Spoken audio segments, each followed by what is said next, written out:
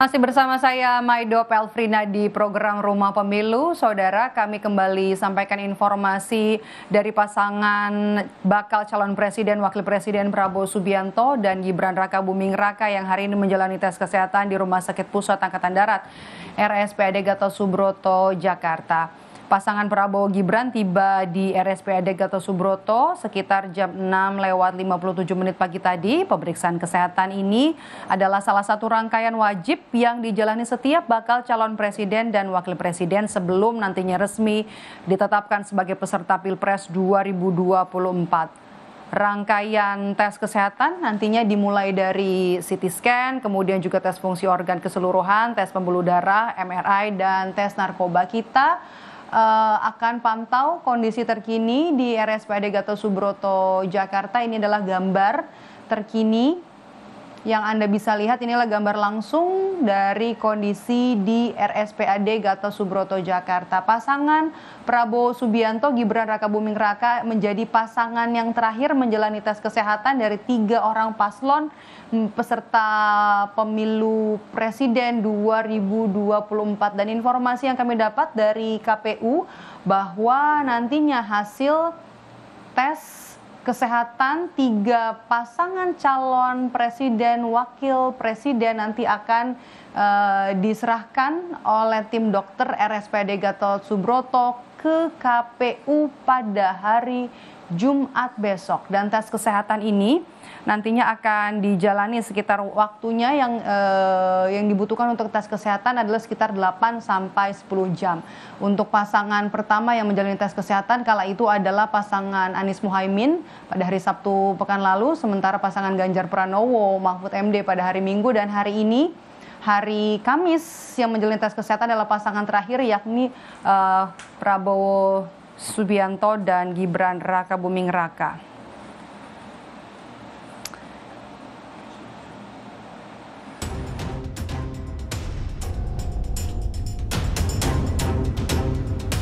Ada pengunduran diri dan kami juga melihat bahwa hanya kata selamat yang bisa saya sampaikan kepada Mas Gibran.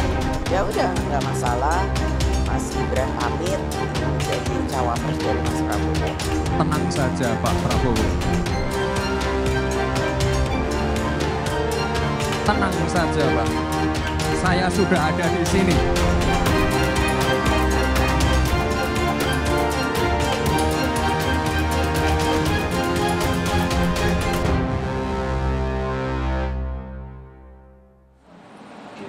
Dan saudara, status Gibran Rakabuming Raka menjadi bakal calon presiden pendamping Prabowo Subianto kini jadi pertanyaan. Sepertinya PD Perjuangan tidak tegas kepada Gibran. Kita bahas sore hari ini di studio, langsung dari studio mini Kompas TV yang ada di kantor KPU Menteng, Jakarta Pusat, bersama dengan Ahmad Khairul Umam, dosen ilmu politik Universitas Paramadina.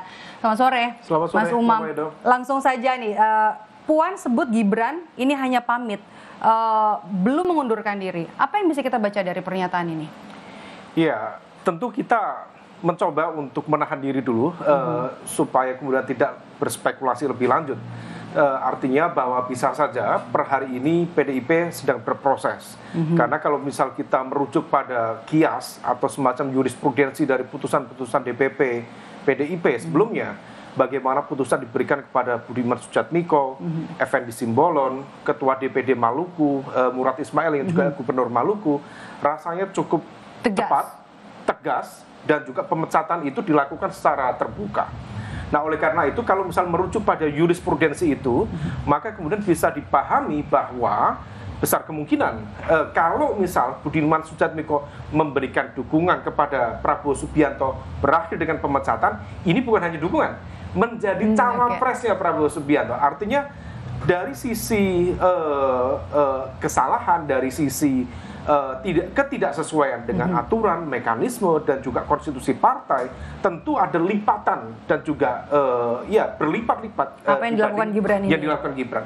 Oleh karena itu, kalau misal merujuk pada itu dan PDIP yang selama ini dianggap sebagai partai yang konsisten, menjaga tinggi loyalitas, kemudian juga konstitusi partai. Pun begitu maka juga dia harus Megawati sudah konsisten di sana. berkali-kali mengatakan tidak ada manuver, tidak ada dua kaki, Betul, tidak ada betul. tiga Saya kaki. pikir- Tapi ketika sama Gibran, kenapa kondisinya jadi berbeda? Apa skenario yang lagi dimainkan oleh PD Kalau misal Perjuangan? ternyata yang terjadi proses kemudian berjalan dan ternyata tidak terjadi pemecatan, artinya bahwa sebenarnya PDIP sedang mencoba untuk bersiasat.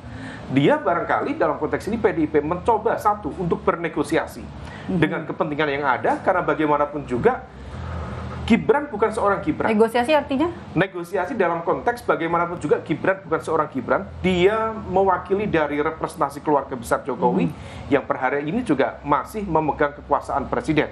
Artinya apa? Dia adalah sit-in presiden, dia masih pegang kendali atas kekuatan dan bisa saja kemudian menjadi faktor variabel penentu di dalam konteks kemenangan di Pilpres 2024 mendatang.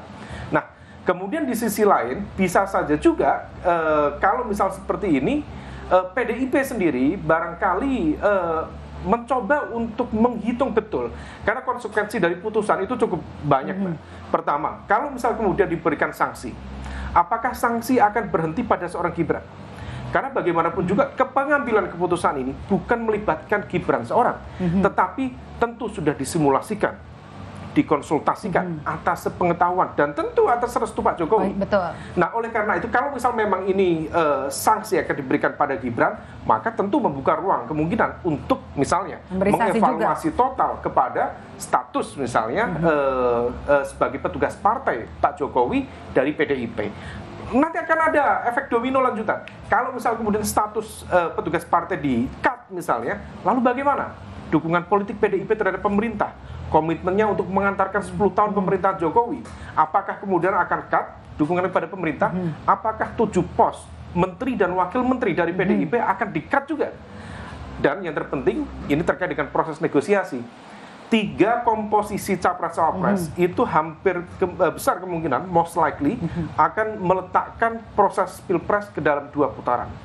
Kalau misal kemudian salah mengambil positioning di fase awal, maka kemudian proses negosiasi untuk putaran kedua akan kesana. Mas Umam, tapi kalau misalnya kita lihat apa yang terjadi saat ini di PD Perjuangan, menyikapi apa yang dilakukan oleh Gibran Rakabuming Raka jadi cawapresnya Prabowo Subianto, sepertinya PD Perjuangan tidak sedang berada pada wataknya seperti biasa gitu, langsung tegas kemudian memberikan sanksi, apa terlalu takut memberikan sanksi, apa yang sedang dimainkan oleh PD Perjuangan? Ya, hal itu menegaskan dan mengkonfirmasi bahwa PDIP sedang gamang, PDIP sedang gusar, terlalu banyak kalkulasi yang harus dilakukan.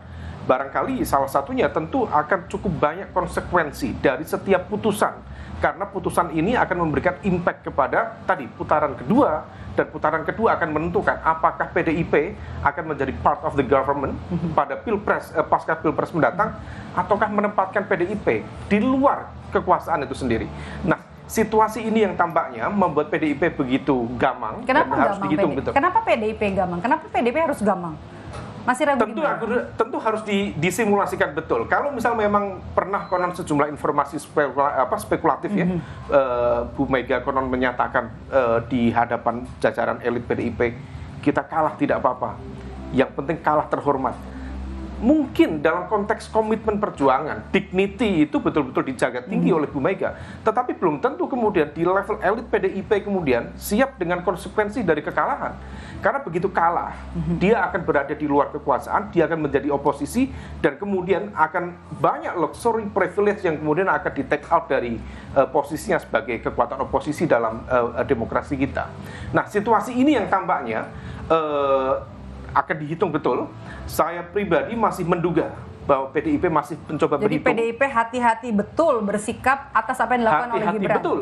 Karena bagaimanapun juga kalau kita kembali mencerna karakter PDIP sangat berbeda. PDIP bukan seperti Golkar. PDIP tidak mencoba untuk misalnya menebar kader di masing-masing koalisi, lalu siapa yang menang kemudian akan diakui sebagai kader terbaiknya. PDIP per hari ini belum pernah melakukan seperti itu. Dia kalau misal sudah memutuskan sebuah keputusan, dia yakin dengan keyakinannya itu, dengan keputusannya, dengan segala risiko dan konsekuensi dari perjuangan itu. Akan tetapi barangkali situasi ini terus berkembang, tetapi kalau misal tidak ada respon cepat, tidak ada punishment, itu mengindikasikan bahwa PDIP barangkali sudah bergeser dari ideologis menjadi pragmatis. Oke, ini artinya sanksi ini juga mempertimbangkan bahwa takutnya kalau memberi sanksi terlalu cepat dan tidak dipertimbangkan masak-masak, suara dukungan dari Joko Widodo yang tadinya mungkin ke PD Perjuangan akhirnya pindah, meskipun kita sudah tahu ya, kita sudah bisa baca dukungannya ke putranya, dan 2 orang putranya juga sudah ada di koalisinya Prabowo Subianto. Kita tidak tahu ya, karena dalam konteks proses negosiasi, dalam konteks komunikasi politik, seringkali muncul sejumlah idiom-idiom Japanese leadership style dengan ojo kesusu, ojo gerusa-gerusu, jangan tergesa-gesa. Karena tadi konsekuensi dari setiap putusan itu luar biasa. Tetapi salah satu faktor tadi, kalau misal kemudian mau dihitung kotel efek, di 2014 Pilpres, di 2019 Pilpres 2019, memang luxury yang dinikmati oleh PDIP dari kotel efeknya dihadirkan oleh Jokowi cukup signifikan. Praktis kalau kita merujuk di kekuatan suara PDIP di 2009, maka di angka sekitar 13%, maksimal 15%. Kalau sekarang sekitar 20-21%, maka PDIP menikmati kotel efek sekitar 5-6%. Ini jadi pertimbangan terbesar dari PD Perjuangan. Jika kemudian itu nanti di-cut, artinya kemudian konflik ini sudah tidak termanage. Dia akan di-blow up sedemikian rupa, dan impact-nya bukan hanya kotel efek yang dinikmati oleh PDIP, tetapi juga akan memberikan impact signifikan, terutama kepada proses pencapresan Ganjar. Betul di level elit, variabel Jokowi dihitung atau tidak dihitung oleh PDIP, dia akan tetap maju. Tetapi sebagian saya berkeyakinan masih berharap bahwa masyarakat masih menimbang positioning dari Jokowi untuk memberikan dukungan kepada Ganjar. Dan hal itu, Mbak Maidop, sudah sempat terkonfirmasi di beberapa survei yang kami lakukan, juga sempat dikonfirmasi oleh Litbang Kompas, ada sekitar 60% masyarakat yang berasumsi bahwa dukungan Presiden Jokowi akan diberikan kepada Ganjar Pranowo daripada Prabowo. Tetapi itu sebelum deklarasi Prabowo Gibran. Barangkali persepsi per hari berbeda, tetapi Pak Jokowi sendiri mencoba untuk bermain aman dengan tidak menyatakan statement secara terbuka. Apapun. Tetapi bagi masyarakat dengan literasi politik yang kuat, yang tinggi, keberadaan Gibran itu adalah simbol dari keberpihakan Presiden Jokowi. Dan 2 putra presiden ada di koalisi Prabowo Subianto. Clear, dalam bahasa Jawanya cetha welo-welo. Terlalu vulgar, terlalu terbuka. Sudah terjadi. Dan PDI Perjuangan belum memberikan sanksi apapun kepada Gibran Rakabuming Raka, seorang putra presiden yang seperti kasarnya dicaplok oleh koalisi lain, dijadikan bacawa pres pula. Iya. Ya, kalau misal kemudian memang betul PDIP kemudian memiliki mengalami perubahan karakter seperti itu, saya pikir akan kontraproduktif. Pride, harga diri, martabat, keorganisasian dalam konteks kepartaian PDIP yang selama ini betul-betul tinggi bisa terdelegitimasi di situ. Dan hal ini kemudian seolah menegaskan bahwa PDIP tidak memiliki keberanian untuk berhadapan-hadapan secara diametral dengan kekuasaan dan keluarga Jokowi. Kita lihat bersama. Kalau kita bahas soal etika politik, Puan juga sempat menyinggung soal etika politik. Prabowo kan pernah bilang kalau sudah punya rencana untuk ketemu sama Ketua Umum PD Perjuangan Megawati Soekarnoputri. Ini bakalan bisa terjadi nggak ketemuan ini setelah yang dilakukan oleh Gibran Rakabuming Raka? Ketemu atau tidak itu kan bergantung pada proses komunikasi. Rasanya agak mirip itu dengan yang dilakukan oleh Demokrat. Demokrat beberapa waktu yang lalu itu salah satu opsi pertama, konon kabarnya, menurut informasi spekulatif, opsi pertamanya bukan Pak Prabowo, tetapi memberikan dukungan kepada Ganjar dan melakukan proses rekonsiliasi politik dengan PDIP. Tetapi ibarat tamu sudah mengetok berkali-kali, ada orang di dalam, tetapi tidak dibuka-buka. Akan bertemu nggak, Pak? Tentu tidak bertemu. Artinya apa? Kalau misal kemudian Pak Prabowo mengajukan proposal pertemuan, apapun. Tapi kalau kita membaca wataknya PD Perjuangan, wataknya PD Perjuangan sendiri, ini bakal ketemu nggak? Enggak. Per hari ini ada 2 layer. Layer pertama tentu di layer Bu Mega, layer kedua di layer Mbak Puan. Mbak Puan sendiri sebagai garda terdepan dalam proses komunikasi politik PDIP relatif jauh lebih progresif, lebih fleksibel, dan kemudian sudah membuka ruang untuk komunikasi itu. Apapun outputnya nanti, tetapi rasanya untuk level Bu Mega, beliau dengan segala kepercayaan diri, harga diri, martabat, dan mungkin barangkali juga bercampur dengan ego, rasanya tidak mudah untuk membuka pintu komunikasi dengan pihak yang selama ini barangkali merasa diselamatkan, tetapi seolah kemudian justru membalas susu dengan air tuba. Itulah faktanya.